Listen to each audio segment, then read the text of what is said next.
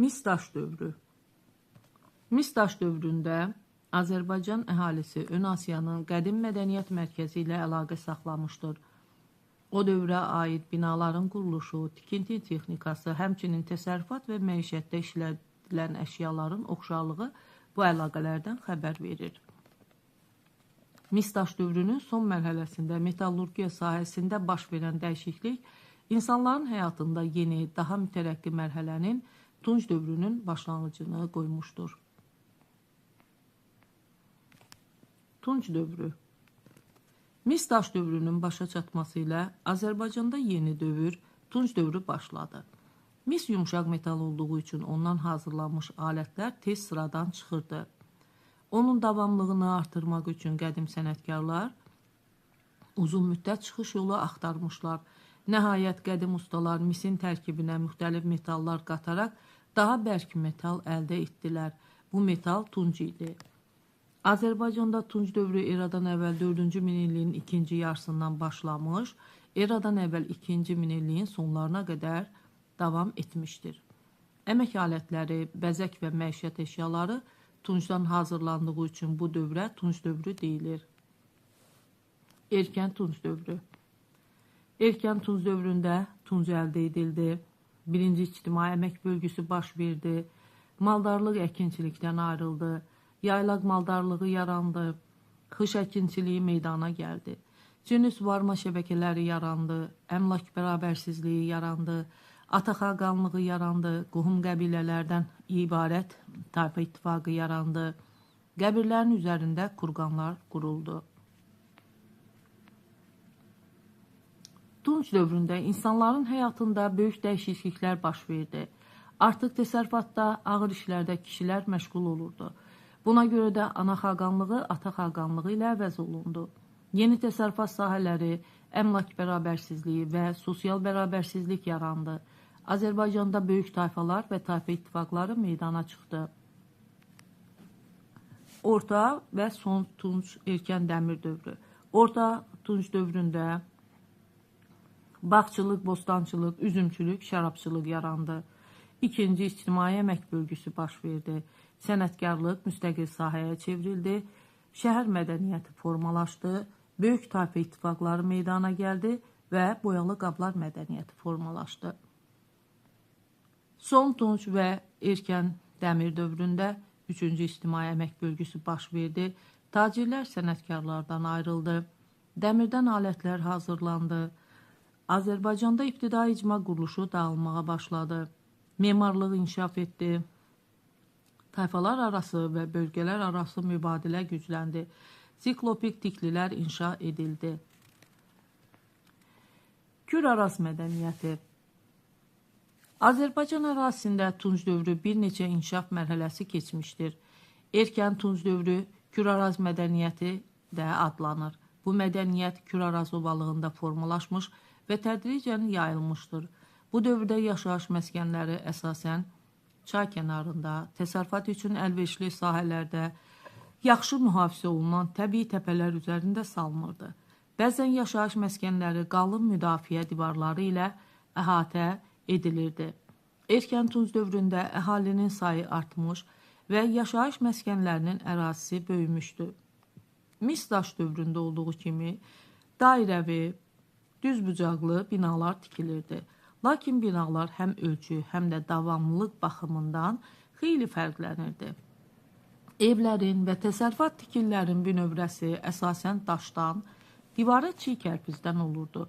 Binaların bir qismi çubuqdan hörülüb suvanırdı. Otağı qızdırmaq üçün, yemək hazırlamaq üçün ocaq evin mərkəzində və küncündə qurulurdu. İbadət və dini ayinlərin icrası üçün də xüsusi binalar tikilmişdi. Birinci ictimai əmək bölgüsü. Erkən tunc dövründə əkinçilik və maldarlığın inkişafında yeni mərhələ başlandı.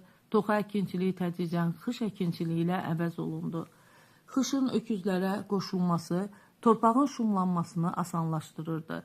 Bu isə məhsuldarlığı xeyli yüksəkdir. Əkin sahələri genişləndi. Yerli əhali yeni bitki növlərini becərmiş, sadə, süni suvarma şəbəkələri yaratmışdı. Sümük və ağacdan düzəldilmiş oraqlarla yanaşı tuncdan bütöv biçin aləti də hazırlandı. Tunc oraq məhsulu daha tez və itkisiz toplanmasını asanlaşdırırdı. Taxıl xüsusi quyularda və ya böyük təsərrüfat küplərində saxlanılırdı. Əhalinin həyatında əkinçiliklə yanaşı maldarlıq da böyük rol oynamışdır. Yeni heyvan növləri əhəlləşdirildi, təsərrüfatda atdan istifadə olundu.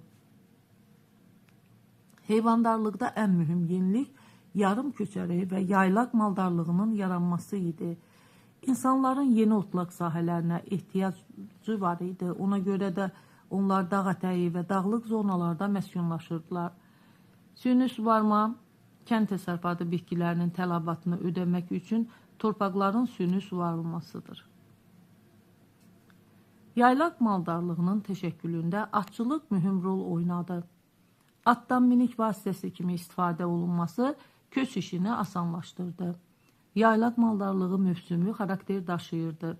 Qışda əhali heyvan sürülərini düzənlikdə, qışlaqlarda, yayın əvvəllərindən başlayaraq dağlıq zonalarda saxlayırdı.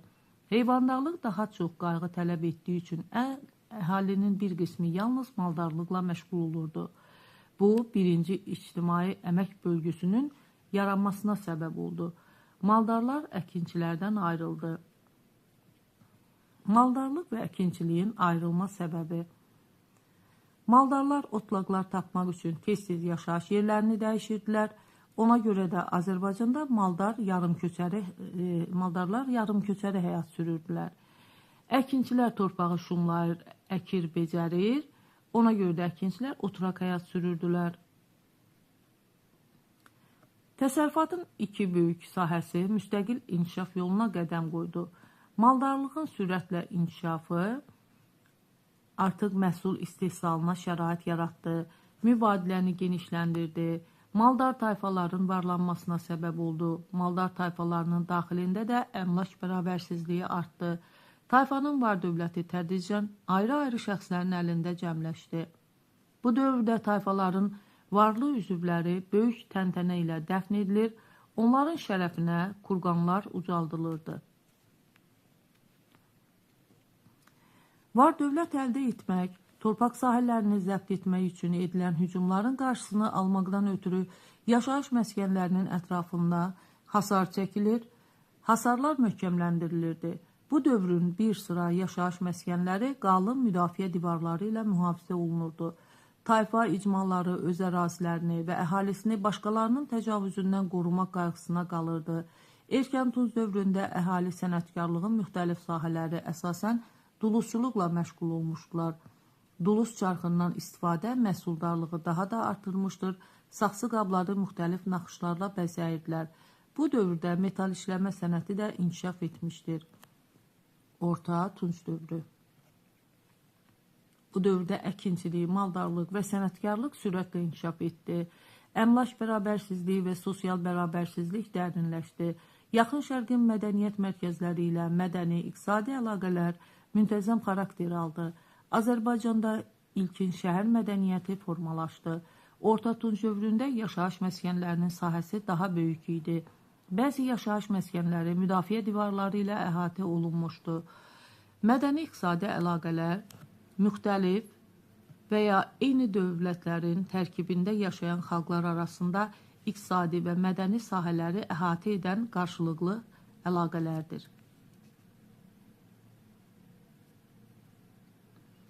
Yaşayış məskənləri əsasən təbii təpələr üzərində, dərin yarğanlı çay kənarlarında, strateji cəhətdən əlverişli yerlərdə salınmışdı. Bu əhalinin təhlükəsizliyini təmin edirdi. Bu dövrdə Azərbaycan ərazisində yaşayan tayfalar böyük tayfa ittifaqlarında cəmləşdi. Orta Tunc dövründə Azərbaycanda əkinçilik və maldarlıq daha da inkişaf etmiş. Malqaranın sayı əvvəlki dövrlərlə müqayisədə xeyli artmışdı. Yaylaq maldarlığı daha da inkişaf etmişdi. Yaylaq maldarlığının geniş yayıldığı zonalarda qoyun-quzu aparıcı yer tuturdu. Maldarlığın inkişafı əhalinin ət və süd məhsullarına tələbatını ödəməklə yanaşı, mübadilə üçün əlavə məhsul əldə olunmasına da şərait yaradırdı. Bu dövrdə atçılıq da inkişaf etmişdi. Azərbaycanda Orta Tunc dövründə bağçılıq, bostançılıq və üzümçülük kimi təsərrüfat sahələri yarandı. Əmək alətlərinin təkmilləşdirilməsi, torpağın xışla şumlanması və bu işdə qoşqu heyvanlarına istifadə məhsuldarlığın artmasına səbəb olmuşdu. Ənənəvi dəmiyə əkinçiliyi ilə yanaşı, süni suvarmanın tətbiqi nəticəsində daha çox məhsul toplanırdı. Taxıl ehtiyatı böyük ölçülü saxsı küplərdə saxlanırdı. Sənətkarlığın yeni sahələri yaranmışdı. Orta Tunc dövründə sənətkarlıq sahələri duluzçuluq, toxuculuq, metal işləmə, əkinçilikdə bağçılıq, üzümçülük və bostançılıq, heyvandarlıqda isə malqara, qoyunçuluq, atçılıq bəslənilirdi. İkinci, ictimai əmək bölgüsü. Orta Tunc dövründə Azərbaycanda sənətkarlıq peşəkar sahəyə çevrildi. O, başqa təsərrüfat sahələrinə ayrılaraq müstəqil inkişaf etməyə başladı. Sənətkarlıq məhsullarına tələbat artdı. Ona görə də sənət sahələri ilə məşğul olan şəxs başqa işlərdən əl çəkir, bütün diqqətini yalnız öz işinə verirdi. Cəmiyyətin həyatında mühüm rol oynayan ikinci böyük ictimai əmək bölgüsü sənətkarlığın sürətlə inkişafı nəticəsində baş verdi. Bu dövrdə duluzçuluq daha da inkişaf etdi. Duluz çarxından geniş istifadə edilməsi saxsı qablar istehsalında yeni mərhələ açdı. Duluz çarxının tətbiqi əmək məhsuldarlığının yüksəlməsinə və məhsul istehsalının artmasına şərait yaratdı. Duluzçular tayfanın tələbatını ödəməklə yanaşı, mübadilə üçün məhsul istehsal edirdilər. Orta Tunc dövrü Azərbaycanda qədim incəsənətin çiçəklənmə mərhələsidir. Saxsı qablar müxtəlif formalarda hazırlanır, biri-birindən quruluşuna və üzərindəki naxışlarına görə fərqlənirdi. Qabların səthi müxtəlif həndəsi fiqurlar, heyvan və bitki aləmini əks etdirən səhnələrlə naxışlanmışdı. Orta Tunc dövründə Azərbaycanda boyalarla rənglənmiş qabların istehsalı geniş yayıldığından bu dövr boyalı qablar mədəniyyəti adı ilə tanınmışdır. Burada qabların inkişaf mərhələsinə görə yenilənməsi prosesi əks olunmuşdur. Toxuculuq, sümük işləmə, dəri işləmə kimi sənət sahələri də xeyli inkişaf etmişdi. Qoyunçuluğun inkişafı xammal ehtiyatlarını artırırdı. Bu isə toxuculuğun inkişafına təkan verirdi. Bu dövrdə toxuculuqla əlaqədar əmək alətlərindən və sadə toxuculuq dəzgahından istifadə olunurdu. Toxucu sənətkarlar həm icmanın tələbatını ödəyir, həm də mübadilə üçün məhsul hazırlayırdılar. Bu dövrdə metallurgiya və metal işləmə sənətinin inkişafına da yeni mərhələ başlandı. Metallurgiya sobaları təkmilləşdirildi. Metal işləmədə ənənəvi döymə üsulu ilə yanaşı, ərintiləri xüsusi qəliblərə tökməklə müxtəlif məmulatlar hazırlanırdı. Yeni sənətkarlar tuncdan məişət və əmək alətləri, silahlar, qızıl və gümüşdən müxtəlif bəzək əşyaları hazırlayırdılar. Metal alətlərdir hazırda gördüyünüz. Orta Tunc dövründə əhali ovçuluq və balıqçılıqla da məşğul olurdu. Qaya üstü rəsmlərdə heyvanlar aləmi, məişət və ov səhnələri təsvir olunmuşdur. Məhsuldar qüvvələrin təsərrüfatın bütün sahələrinin inkişafı ilə cəmiyyətin ictimai və iqtisadi həyatında əsas dəyişikliklərə şərait yarandı. Orta Tunc dövründə əmlak və ictimai bərabərsizlik daha da dərinləşdi. Tayfa başçıları və ya tayfanın nüfuzlu üzvlərinin dəfn olunduğu qəbirlər digərlərindən seçilirdi. Dini görüşlər qəbir abidələrinin quruluşunda, dəfn mərasimində xüsusi ibadət binalarının varlığında əks olunmuşdu. Azərbaycan tayfaları həm də Qafqazın digər bölgələrində yaşayan əhali ilə, həm də Ön Asiyanın qədim mədəniyyət mərkəzləri ilə sıx əlaqələr saxlayır. Hazır məhsul, silah, boyalı qab, bəzək əşyaları və xammal mübadilə edirdilər. İnsanlar 10 min il əvvəl daimi olaraq özləri üçün yaşayış yerləri seçdilər və tez bir zamanda vəzifələrini müəyyən etdilər. Müxtəlif peşələr yarandı. Davamlı bir şəkildə işləmək, yenisini istehsal etmək imkanı verdi. Məhsulun artıq olması və təbəqələşmə ictimai bərabərsizliyə səbəb oldu. Əvvəllər insanlar köçəri həyat tərzi sürür, ovçuluq və yığıcılıqla məşğul olurdular. Sonralar sabit yaşayış məntəqələri yarandı, insanlar əkinçilik və heyvandarlıqla məşğul oldular, yaşayış yerləri salındı, toxuculuq, duluzçuluq, metal işləmə meydana gəldi. Ərzaq ehtiyatı paleolit dövrünə nisbətən daha çox idi. Arpa, buğda becərilirdi. Əmək alətləri ağacdan hazırlanır, İnsanlar öz zəhməti ilə istehsal etdikləri hesabına yaşayırdılar. Qadınlar ağır fiziki işlə məşğul olmurdular. Onlar yemək bişirir, uşaqlara baxır, geyim tikirdilər. Toxumları əzərək un əldə edirdilər. Qoyun yunundan iplik hazırlanırdı. Metal kəşf edildi və metal işləmənin əsası qoyuldu. Metalı çəkiclə döyürdülər, ərdilmiş metal qəliblərə tökülür, müxtəlif əşyalar hazırlanırdı. Son Tunc və erkən dəmir dövrü. Son Tunc dövründə Azərbaycanda ibtidai icma quruluşu dağılmağa başladı. Cəmiyyətdə mühüm yeniliklər baş verdi. Son Tunc və erkən dəmir dövrü eradan əvvəl 2-ci minilliyin ikinci yarısından və eradan əvvəl 1-ci minilliyin əvvəllərinə qədər davam etmişdir. Dəmir tunca nisbətən daha möhkəm metal olduğu üçün ondan hazırlanan əmək alətləri və silahlar daha keyfiyyətli idi. Azərbaycanda son tunc və erkən dəmir dövründə müdafiə tikilləri, siklopik qalalar inşa edilmişdir. Siklopik, Təpəgöz, qədim Yunan əsatirlərində qeyri-adi gücə malik varlıqlara deyilirdi. Onların təpəsində yalnız bir göz olduğu üçün belə adlanırdı. Rəvayətə görə qədimdə böyük ölçülü daşlardan hörülmüş qalaçaları həmin sikloplar tikmişlər. Buna görə də belə qalalar siklopik tiklilər adlanır. İbtidai icma quruluşunun sonunda daha davamlı yaşayış və təsərrüfat binaları tikilmişdi. Bunların bünövrəsi çaydaşları və ya qaya parçalarından, divarları çiy kərpicdən hörülürdü. Düşmən basqınlarından qorunmaq üçün yaşayış məskənlərinin ətrafına qalın müdafiə divarları çəkilirdi. Əhali müxtəlif sahələrlə məşğul olurdu. Əkinçilik, bağçılıq, bostançılıq, üzümçülük, maldarlıq, sənətkarlıq, şərabçılıq və ovçuluq. Əhalinin məşğuliyyətləri içərisində əkinçilik xüsusi yer tuturdu. Müxtəlif növ arpa və buğda becərilirdi.